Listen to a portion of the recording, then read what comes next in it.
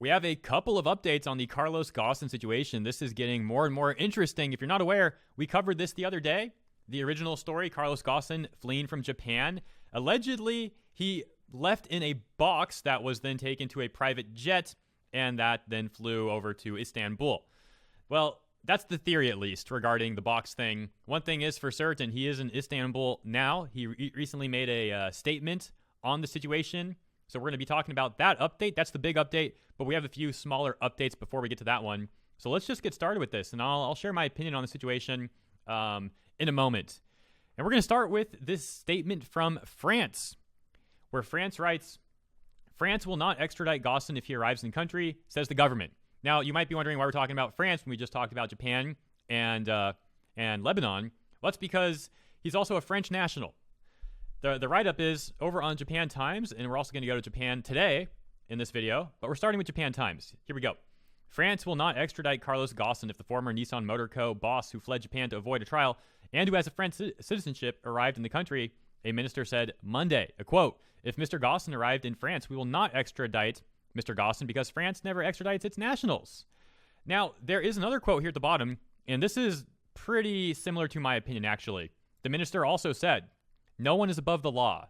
So they don't really support what he did. They won't extradite him, but they're also claiming that they don't really support what he did by fleeing Japan. And that's pretty much where my opinion is. You see, Carlos Ghosn is arguing that the conviction rate in Japan is so extraordinarily high, on top of the fact that these claims are fabricated against him to get him to be forced out of his position at the company. That's what he's claiming more or less at the moment. Now, the Japan conviction rate is apparently over 99%. But here's the thing. Even if you're innocent, why do you get to flee the country and other people in Japan have to deal with it? They have to deal with the way the law works, but you got to flee the country because you're a rich executive who has connections. That's not really fair. That's not really fair. On top of the fact that I don't know if he's even innocent yet, his statements were a bit suspicious. And if you look at the U.S. conviction rate, well, reported in 2012, it was 93%. That is just a comparison for argument's sake. Now, we can sit here, of course, saying that 93% is not that different from 99%. But if you're in Carlos' situation, obviously the 93% is going to look a lot better than less than 1% of being found innocent. But again, we don't know if he's innocent. We don't know if he's guilty. But we do know that he fled Japan. And again, I don't think it's really fair to the other people who don't have the means to leave the country if they get caught up in some shenanigans.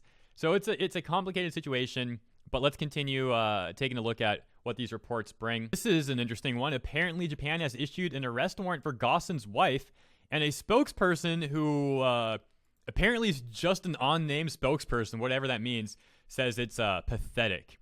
Now, who is the spokesperson? It doesn't really say. Japan Times writes, a decision by Japanese prosecutors to issue an arrest warrant for Carlos Ghosn's wife shortly before the fugitive car boss was due to speak publicly about his case was pathetic, a spokeswoman for Ghosn said Tuesday. The ousted Nissan Motor and Renault chairman fled to Lebanon. Ghosn is expected to speak on Wednesday. That already occurred now, and we'll be talking about that in this video coming right up. And a quote here from the spokeswoman. Last time Carlos Ghosn announced a press conference and got rearrested. This time, the day before, he is announced to speak out freely for the first time. They issued an arrest warrant for his wife, Carol Ghosn, the spokeswoman said. Japanese prosecutors issued the warrant for Ghosn's wife, Carol, for perjury. Now, if she really committed perjury, why is it pathetic that they would issue an arrest warrant for her? I mean, this situation's weird at the moment. We're missing facts. We are. And if she really committed perjury, why should she not get an arrest warrant? I mean, that's where this gets, again, complicated. But let's hop over to the next update. That's regarding his escape. Apparently helped by a green beret. And get this, the Green Beret also apparently was once taken to jail for fraud. So this is interesting. Let's take a look at this one from Japan Times. Carlos Ghosn shared a secretive escape plan from Japan with a pair of Americans who have backgrounds in the private security business. One was a former Green Beret who has extensive experience in extracting hostages, but also went to jail for fraud. The manifest of the getaway flight from Osaka to Istanbul doesn't list Ghosn because, again, the theory right now is that he was basically hidden in a box, taken into the plane, and flew out that way. It does list two passengers, Michael Taylor and George Antoine Zayek. According to people familiar with the matter, for Taylor, the episode was the latest in a colorful career that began as a special forces paratrooper before he worked undercover for U.S. law enforcement and built a security firm that pursued contracts around the world. He emerges both as a murky and unusually public figure who found himself on both sides of the law. Ghosn flew on to Lebanon, where he is a citizen. The country has no extradition treaty with Japan, where he was out on bail while awaiting trial over allegations of financial fraud. Details of how the former Nissan Motor Co. boss escaped remain thin. He said in a statement from Lebanon that he did it without his family's help. And that brings us to the main story regarding what Ghosn said in his conference from today. Ghosn denies wrongdoing, says his arrest in Japan a conspiracy. Well, that's pretty much what he was saying before. He's doubling down on that. No surprise. I mean, the dude fled the country. Let's see what they write. Japan Today. Former Nissan chairman Carlos Ghosn, speaking publicly for the first time since his dramatic escape from Japan, said on Wednesday he had been treated brutally by Tokyo prosecutors and was the victim of an inside job to oust him from the helm of automaker Nissan. The one-time titan of the car industry said in a 2-hour news conference in Beirut that he had no choice but to flee. The alternative was to spend the rest of his life languishing in Japan without a fair trial. And to quote, "I'm not above the law, and I welcome the opportunity for the truth to come out and have my name cleared," he told a packed room of journalists. Not above the law. You know, again, I have to go back to, most people wouldn't be able to just leave the country like that. I mean, it kind of seems like you do think you're above the law. Like, I can understand being upset with not having a fair trial, but, well, I guess we'll see. Hopefully the truth comes out in the situation. This escape was the most difficult decision of my life, he said, but I was facing a system where the conviction rate is 99.4%, and I believe the number is far higher for foreigners. When I saw I was free, it was as if I was born again. Ghosn, 65, fled Japan last month. We got that much. I felt like the hostage of a country I served for 17 years, he told reporters. So that seems a little insincere. I mean, it's not like he was just serving Japan for 17 years out of the kindness of his heart. He was being compensated very well for his positions. I think it's fair to say that. And I'm not saying it's not fair that he was compensated well. I'm just saying, it's not like he was just serving for 17 years Japan. Moving on. With big gestures and a 5-part slide presentation projected behind him, Ghosn brought his case to global media and said that his thought before fleeing Japan was, "You are going to be taken out, Minecrafted in Japan, or you are going to get out." He quickly added, however, that he would not address the details of his escape, which has perplexed and embarrassed Japanese authorities. Ghosn said he knew the escape attempt would be disastrous if it didn't work, but there was a little chance I succeeded. I played it, and I'm very happy for making that choice, he told TF1 TV. "I didn't escape because I was guilty. I escaped because I had zero chance for a free trial," he said, adding that he was prepared to stand trial in any of his 3 home countries, Lebanon, France, or Brazil, none of which have an extradition agreement with Japan. In a combative performance, he gave a point-by-point rebuttal of the charges, which he said he had been prevented from doing before, and compared the surprise of his arrest with Japan's preemptive strike on Pearl Harbor during World War II. Man, that's kind of a tacky comparison. That's probably putting it lightly. Like, I don't want to sound like I'm 100% against this guy. I'm not. I do want to know where the truth is. I do think it's a bit scummy for him to just flee the country, again, when most people just can't do that. Let's just continue on. "The charges against me are baseless," Ghosn said, and he repeated his allegation that Nissan and Japanese authorities colluded to oust him following a downturn in Nissan's fortunes and in revenge for French government interference in the car maker's alliance with Renault. One thing I don't understand here is if he did such a bad job, why wouldn't the board just vote him out? That's generally how companies work. So, again, it's a complicated situation. Not saying he's guilty. Not saying he's innocent. I do think it's wrong he left Japan the way he did. I can understand why he thought it would be a good idea. But, I don't know, man. Unfortunately, there was no trust, and some of our Japanese friends thought the only way to get rid of Renault and Nissan is to get rid of me, he said.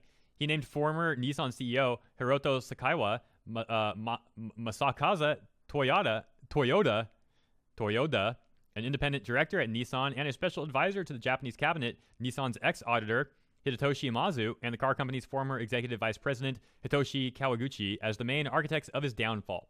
Imazu, Kawaguchi, and officials at Nissan could not immediately be reached for comment. First, if Ghosn has anything to say, he should do that openly in court before he leaves Japan illegally. A conspiracy story without any evidence sounds like a joke, one person referred to by Ghosn told Reuters.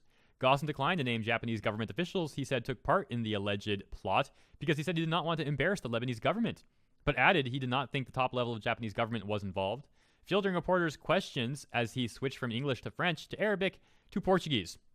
Ghosn appeared at times bitter and other times relaxed as he joked with the roomful of journalists and some friends. Ghosn covered many subjects, talking about his Marie Antoinette-themed party at the Palace of Versailles in France and describing harsh confinement in Tokyo's main detention center. I was brutally taken from my work, as I knew it. Ripped from my family and my friends, it is impossible to express the depth of that deprivation, he said. I was interrogated for up to 8 hours a day without any lawyers present. It will get worse for you if you don't just confess, the prosecutors told me repeatedly. I'd like to point out that he was still able to go home. Ghosn became more animated in describing how he thought the Nissan-Renault alliance had lost its way since his departure, saying it had fallen behind in investment in tech, profitability, and market value, failed to seize opportunities such as a potential tie-in with Fiat Chrysler. How do you miss that? It's unbelievable, he said. Wow, how much longer is this going on for? All right, just a bit. Nissan had said an internal investigation found that Ghosn had engaged in personal use of company money and had underreported his income in violation of Japanese law. Let's make that public then. Let's see. You know, if they're allowed to do that, let's see. Because right now we just have a lot of hearsay, and that's why I can't definitively really pick a side right now. I can say morally, I don't think Ghosn did the right thing. Legally, he didn't do the right thing. That's pretty dang clear. Let's continue. Referring to his pretrial procedures, he said, I thought the boss was the judge. The boss was the prosecutor. The judge, very nice guy, very polite. But the prosecutors did what they want. Japan's Ministry of Justice has said that it will try to find a way to bring Ghosn back from Lebanon, even though it has no extradition treaty with Japan. How are they going to do that? When asked if he had been given any assurances from Lebanese officials about not being extradited, he said, I am confident that the existing practices and laws will be respected in Lebanon, and that is what I heard from all the officials here. Lebanon's state news agency said a public prosecutor had summoned Ghosn for questioning on Thursday. Ghosn said the Japanese authorities were intent on preventing him having a say. Why have they spent 14 months trying to break my spirit, barring any contact with my wife, he said.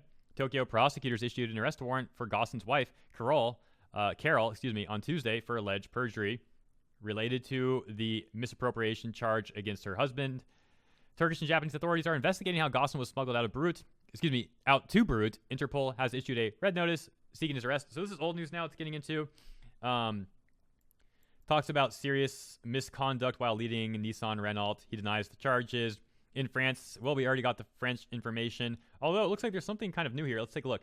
In France, meanwhile, Renault alerted French authorities after a company investigation found that Ghosn personally benefited from an exchange worth 50,000 euros in the framework of a philanthropic accord signed with the Church of Isiah.